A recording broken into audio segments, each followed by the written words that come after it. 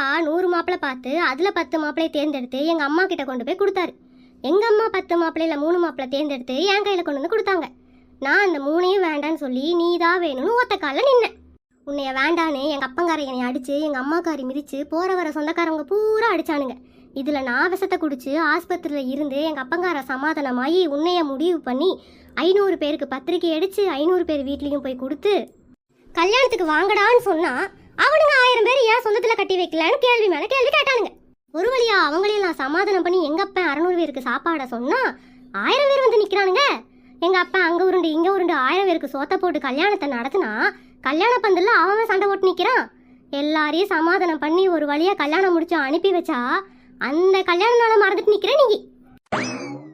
யோ இப்போ சொல்லு, உன்னையெல்லாம் என்ன பண்ணலாம்? கல்யாண நாளா? இன்னும் கொஞ்ச நேரத்தில் கல்யாண நாள் டைவர்ஸ் நாள் ஆக போகுது.